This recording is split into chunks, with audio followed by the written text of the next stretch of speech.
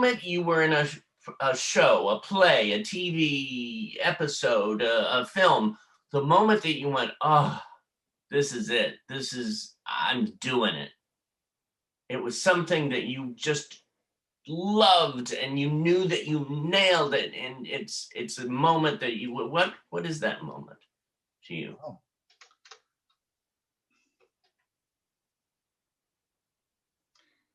Well, other than being a heroin addict, they say it's like 10 climaxes. I don't know from experience. And God, please forgive me. I'm not trying to make fun of heroin addicts. One of my goddaughters died as an overdose of heroin. Sorry. But what I hear that they have great moments of euphoria that is unbelievable. Mm. Really, that's what they say. Hence the reason for being addicted.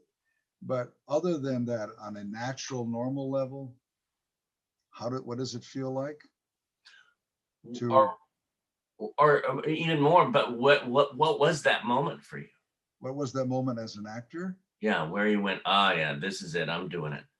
Oh, I'm doing it, or I was doing it already? I mean, you could have been doing it already, but what is a moment in your life? What was a show? I'll give you an example. I'm not trying to patronize you, but it was one time was with you.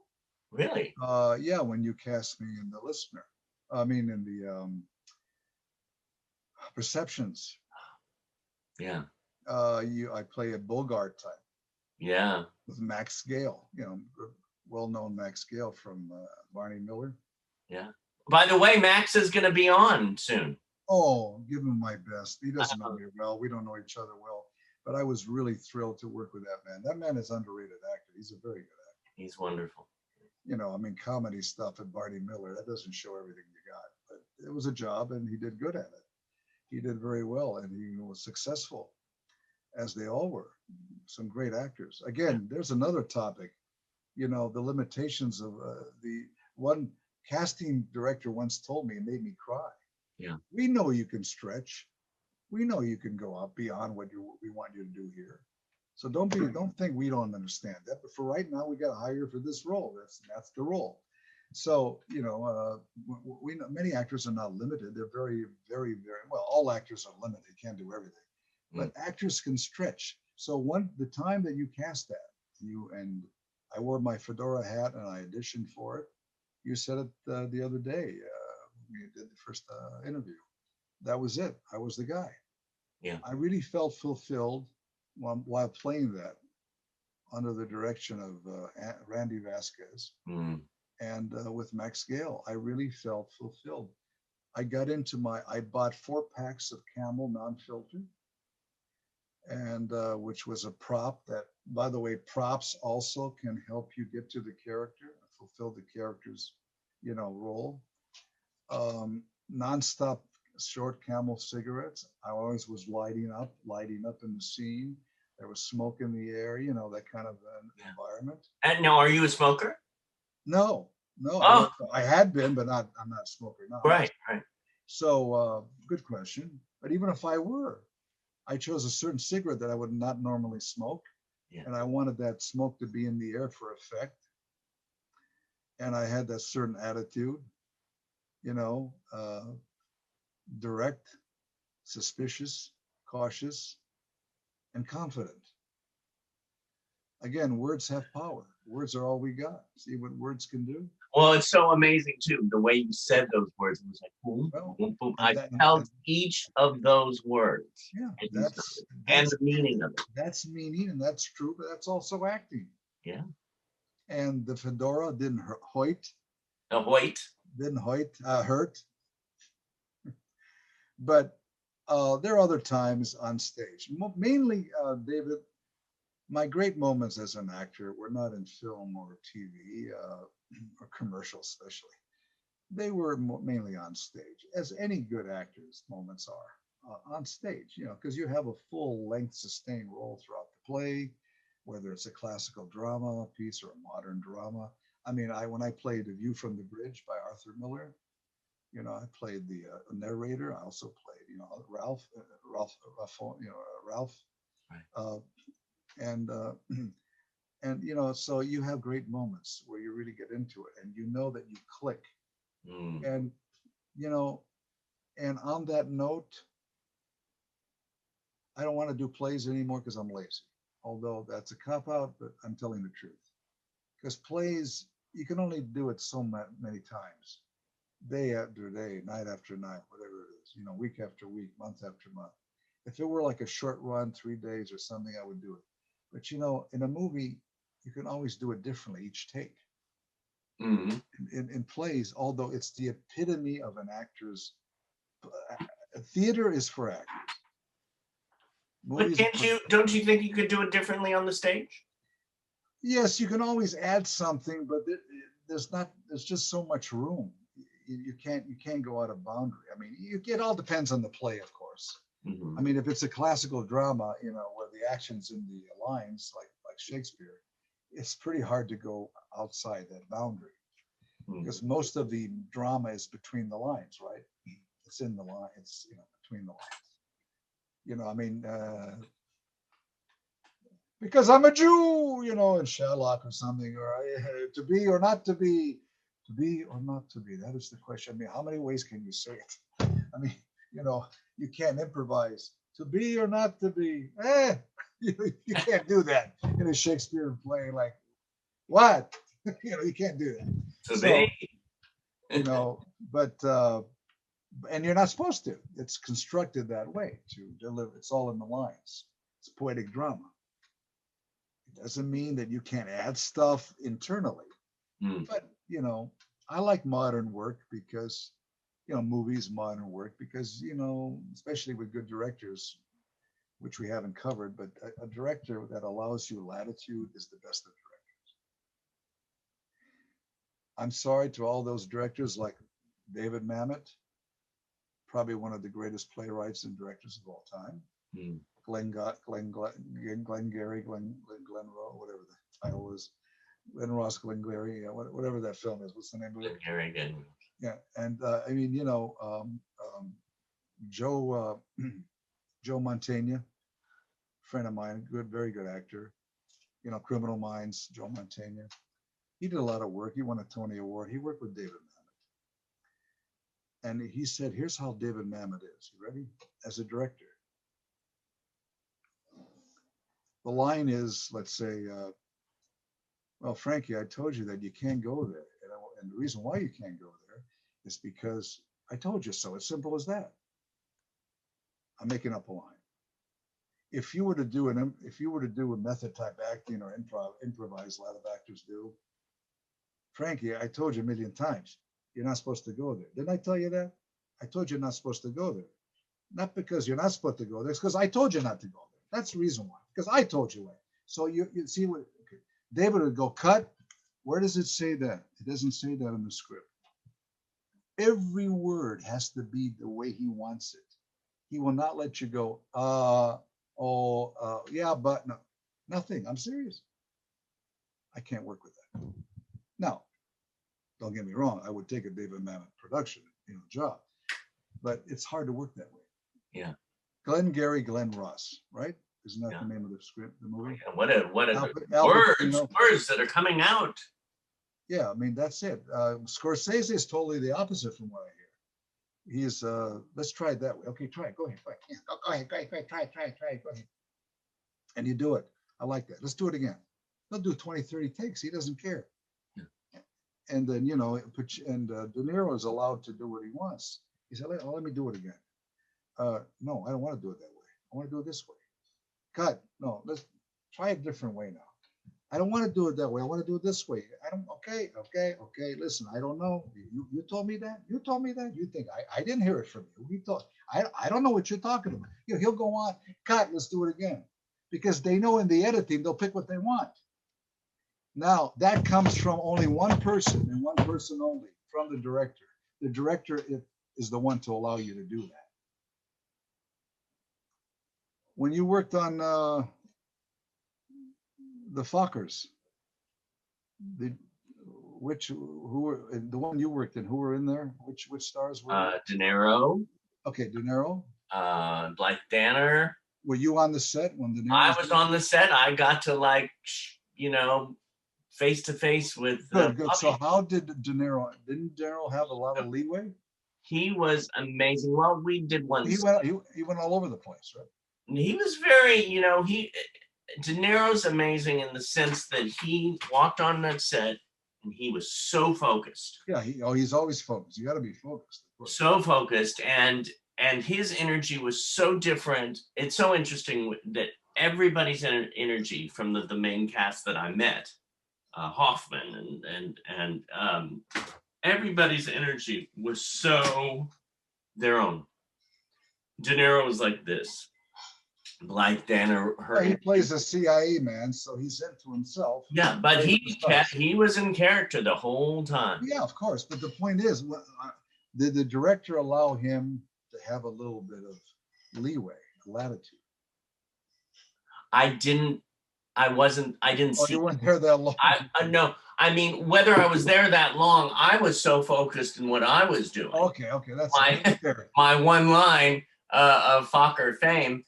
But I was so focused being on that set because it was like, there was so much going on back there. There were the people dancing and partying, and then right here you had all the other Fokkers, and then here comes De Niro and Blythe Danner, and my point was that some directors, okay, you didn't experience that because you weren't there to look at it. That's all right. So but my point was that some directors knowingly going into a production, they know that certain actors need latitude. They want the camera to bend for them rather for them to bend for the camera. Is that a good expression? Yes. And the camera's got to bend for them. Let them do their thing and the camera follows. Right. And that's what I'm talking about. It's like and that's why they're cast, because, okay, we know what this person does. Right. Boom, let them do what they do. And a lot of the directors, don't. They just don't, the directing is in, maybe like, here, try that, or what about this, and then let them go and create their own. Those are the best. I'm not saying that, listen, it's all a matter of taste. I mean, Cary Grant, Hitchcock worked together several times. Martin Landau, the great Martin Landau, the actor Martin Landau. Love Martin. Okay, here's a story of Martin Landau. One of his first pictures was North by Northwest with Cary Grant. I didn't know that was one of his first. I loved him in that. Yeah, everybody starts somewhere. And Hitchcock was very stoic, very quiet, sit in his chair and fart. According to my uncle who used to work with him, he'd just fart, burp, fart, burp. Okay. And anyway, the great Hitchcock, great master of film. All right, here's a typical here's the type of the director that would never direct. He'd just say action. He figured your lines. Of course, Cary Grant knew his lines. And Anne-Marie Saint, her name, Marie Saint, she knew her lines. And James Mason knew his lines. And Martin Landau at one point, a few days into it, said, Mr. Typical method actor from New York, Mr. Hitchcock, am I doing all right? I mean, you're not, because he never said anything. And Hitchcock says, yes, I'll let you know if there's something wrong. So he gave him a pass. But Hitchcock didn't direct. He wouldn't go, okay, guys, let's try it another way. Like John Cassavetes, who I had the pleasure of meeting several times, because my uncle worked for him in A Woman Under the Influence with Peter Falk and Gina Rowlands. Did you go on the set of any of it? Yes, I was supposed to be in the movie. Oh! I screwed up. I was out of town. My uncle Vince Barbie, who got me started, he plays the guy with the toupee, and they talk around having lunch at breakfast time. They're having spaghetti, and anyway, they're having it. John Cassavetes would be under the table, David, and telling everybody because they're all improvising. Right. The whole scene with them at the table having spaghetti in the middle of the morning, because they just got off a shift in the water department. Meantime, Gina Rowlands playing Peter Falk's wife. She was drunk. There was this problem with her called A Woman Under the Influence. Yeah. All right, so Cassavetes was he was motioning to tell everybody. There was no script. They were just improvising. Wow. My uncle improvised about golfers going. I love Cassavetes. Okay, so, that's a totally different type of directing. Yes. And I loved Hitchcock. I loved them both. Well, no, of course, but here's the point. The differentiation is that Hitchcock was a master of suspense. Yeah. His was in the story. Just the actors are just props. He hated actors. He didn't care about. So, he treated them like cows. That's an old running story about it. He treated them like, and so they did their job. They didn't miss their mark. They knew their lines. They got their money, washed up, and go home. But at the end of the day, you have a Hitchcock suspenseful movie, and it works. I mean, who doesn't like Hitchcock movies? They would probably be tame by today's standards, but they were great movies. Whereas Scorsese, John Cassavetes, I used to love William Friedkin. He did French Oh, Connection. I mean, now there's a time where they're improvising. They're improvising French Connection with Gene Hackman. All right, so as an actor,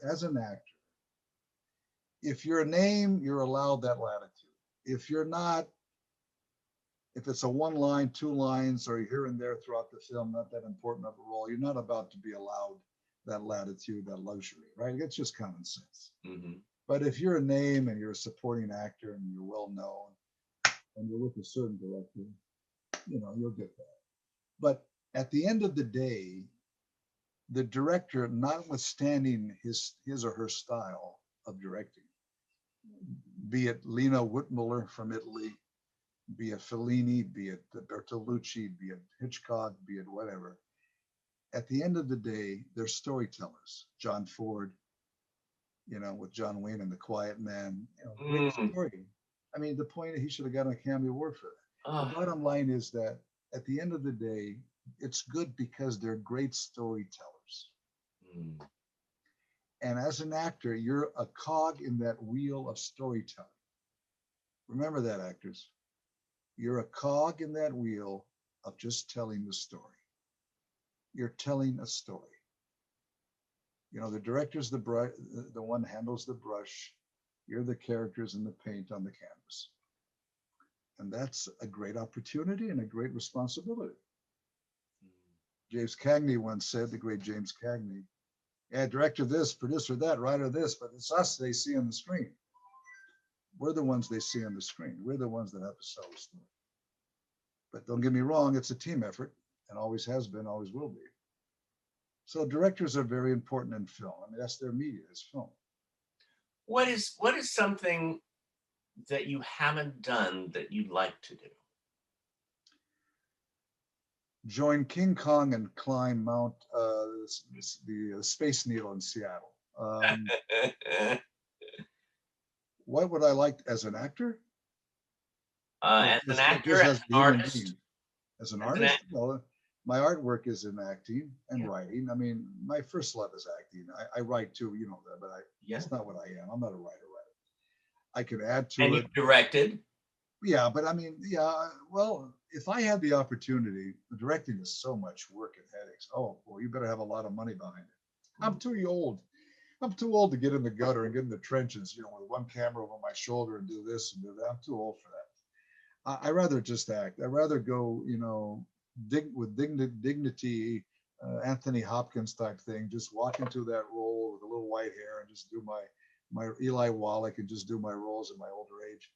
I would love to put my teeth into a great role that would definitely get a nomination or some recognition artistically. It doesn't even have to make a lot of money for me or the production, although I wish that on that for everyone. I would love to get into a great, unique, original role. I would love to do a role for me. I would love to do a role for me.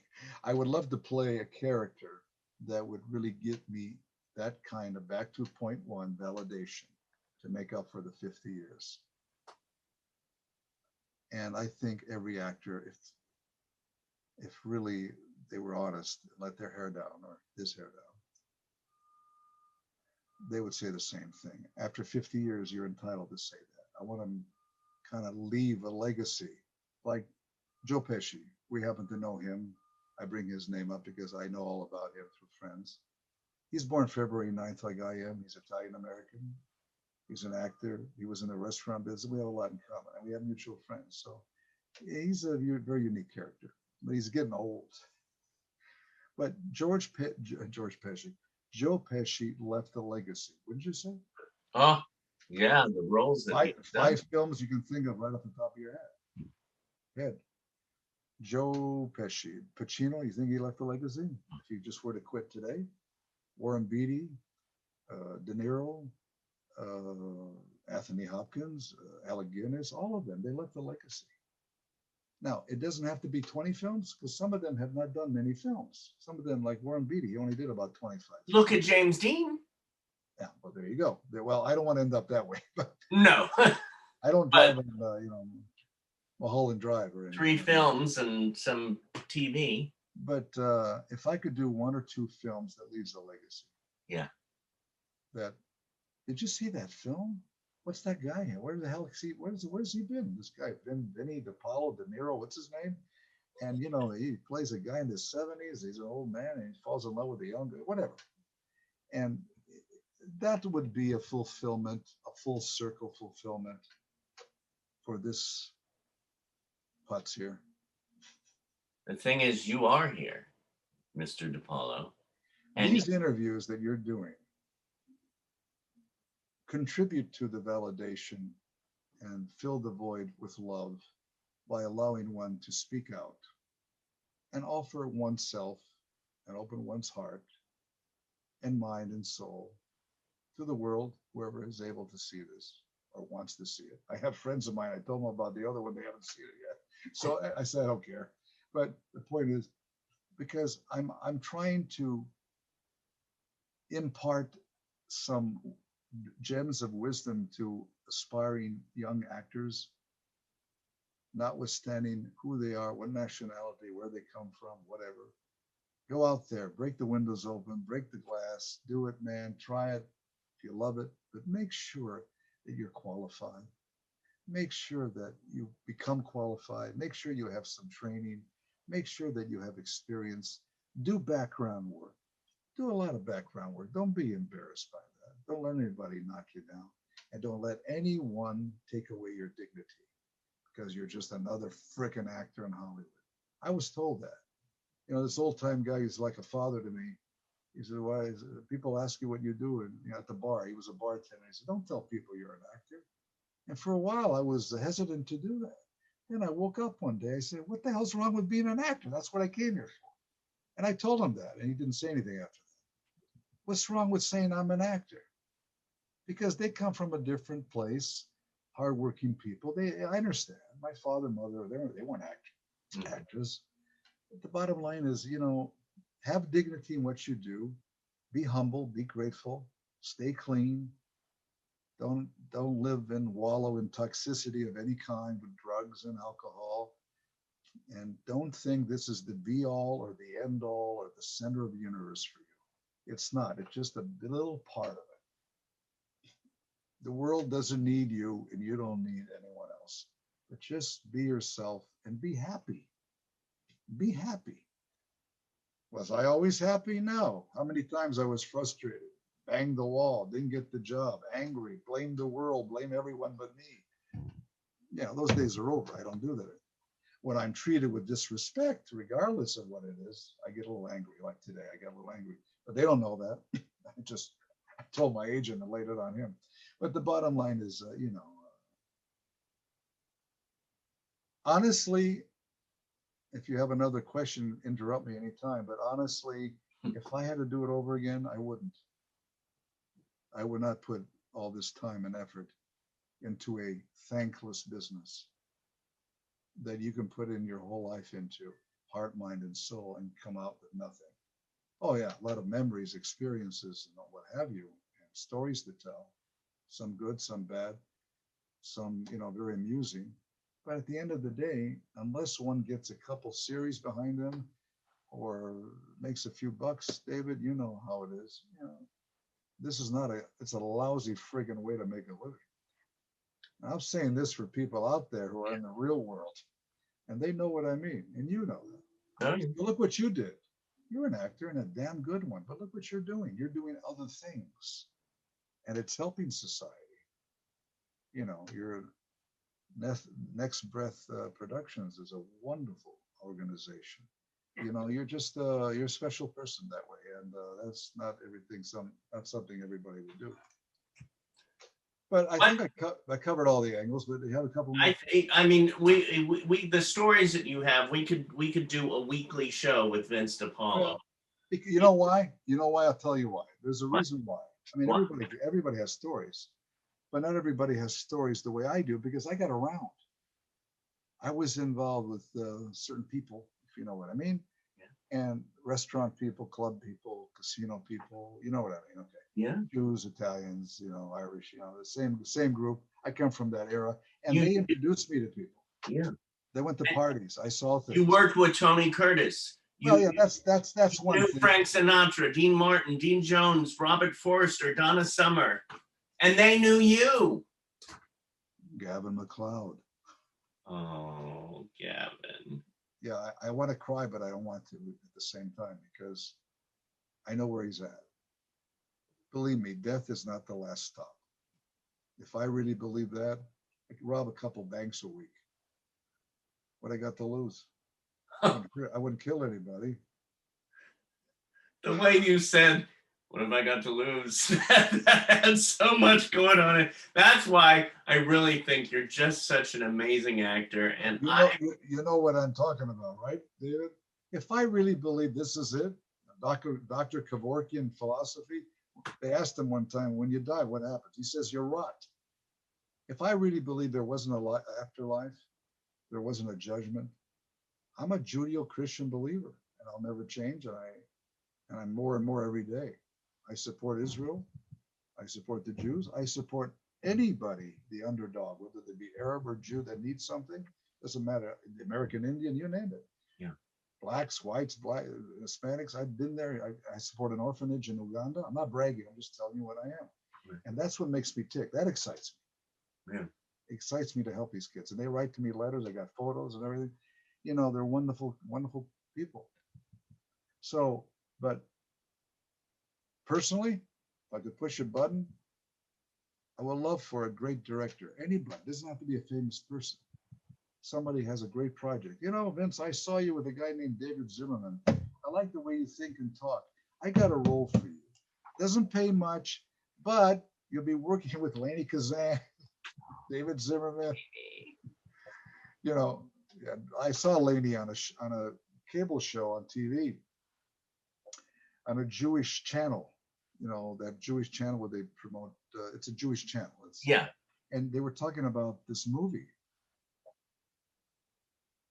Oh, I'm remiss not to remember. It's a movie that's coming out. It's about tango and a rabbi and all that. This is great. Yeah, it's a great movie. You should check it out. I want to see it. Anyway, there she was, Lainie Kazan. She had her beautiful ring on, her hand on her chest, showing the ring off. Remember that picture I sent you with Vincent? I love that photo. Yeah, well, you keep it. Anyway, David, thank you so much for the opportunity. This gives me a way to, these interviews give me a way to vent and to, just pour out my feelings and purge some feelings and, Well, you have so much to offer in so many different ways. And I truly believe that, any second now, the phone's going to ring and it's going to be, Vince, we've got a role for you. He's laughing. After 50 years, I can only laugh at that. Yeah, we'll call you. Don't call us. Oh my God. I got stories, man. Oh, I would go up to agents' homes in Beverly Hills. They're dead now. Rudy Altabelli worked for CAA. He handled many great people. And he said, what are you doing here, Vince? You don't come to my door like this. So he brought me down in a Cadillac down to the Sunset Boulevard. I didn't have a car then. And he just, he liked me a lot, David. Yeah. But, nothing happened. So the point is, he says, too bad. Well, your talent will eventually, survive, surface, and you'll get something going. But the point is, and he used to own the home where the Sharon Tate murders took place. Oh my gosh. Yeah, and big man in the business. A lot of stories like that. Vince, you should get your own show. You should. Yeah, you set it up, I'll talk. If you set it up, I'll do it. Vince Di Paolo show. You and I will host it. You'll be my producer and co-host. How fun. Get a podcast. Here's what I think of show business: the Sanctuary of Misfits. And I'm one of the biggest misfits of What them a great all. title, The Sanctuary of I Misfits. hope this is being taped. This part right here. Don't take this part out. The Don't edit Sanctuary. it. Don't edit all any of this. All This is what I'm going to entitle this episode. the Sanctuary of Misfits. Yeah. That's what brought me to Hollywood, and I became one of the biggest misfits of them all. And I didn't even share the world of the nefarious activities with you, which I can't do really in detail, but I'm turning into a Johnny Russo. You ever watch Johnny Russo? He goes in to talk about many things, and he's been around, don't get me wrong. I work with him in a couple of movies. He's a charming fellow. But most of the people he talks about are dead. So unfortunately, but he wrote a book, and De Niro gave it a forward, and I don't want to turn into somebody that looks back too far and has a lot of stories to tell, which, as Macbeth says, sounds of fury signifying nothing. Sounds of fury signifying nothing. I mean, I just want to work. You want to be in this moment working. Yeah, working. I'd be happy to do a small budget film, and as long as it's a great role and it gets out there. And I just want to work. I want to make magic, but I want to have fun. I also want to have fun. I don't have the luxury of saying, well, I don't want to be in a film where there's mud. I can't want to walk in mud or anything. But that's it, Dave. Thank you very much for the interview, and I hope this helps somebody out there.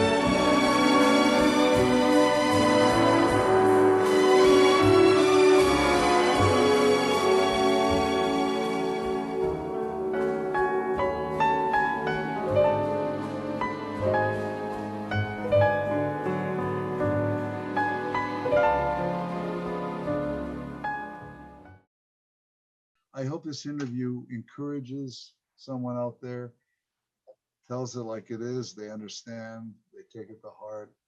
I'm not trying to be judgmental about the business, but everybody knows it's a tough business. It's a tough business. And it's what we chose to do. And I told you why we chose it and why we're still here.